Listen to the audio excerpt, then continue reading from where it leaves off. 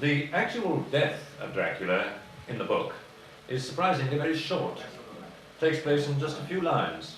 But I will explain to you just very briefly what happens before the actual words appear in the book. Quincy Morris, and Jonathan Harker, and well, I think also Arthur, I'm not quite sure. I'm sorry, nous devons recommencer. J'ai mal.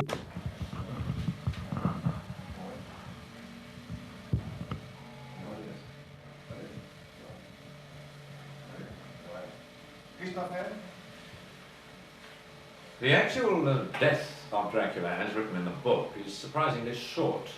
In fact, it takes place over a matter of 12 to 15 lines.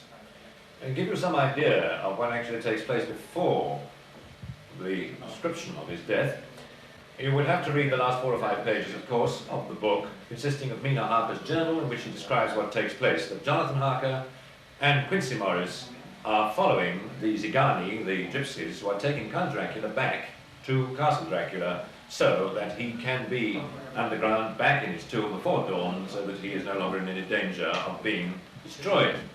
Now, what actually happens is that they meet the gypsies, they fight against them, they have several individual fights. They are both carrying great big knives. One is carrying a Bowie knife, of course, named after Colonel James Bowie of the United States, and the other is carrying a kukri knife, which is the knife of the Gurkhas, the famous Nepali troops.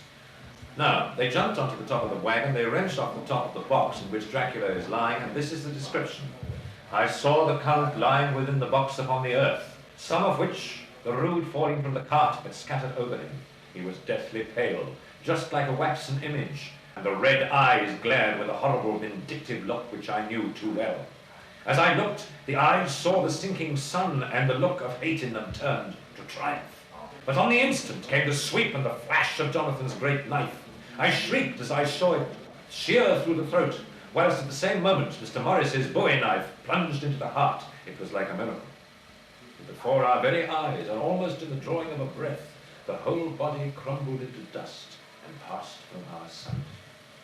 I shall be glad, and as long as I live, that even in that moment of final dissolution, there was in that face a look of peace, such as I never could have imagined would have rested there.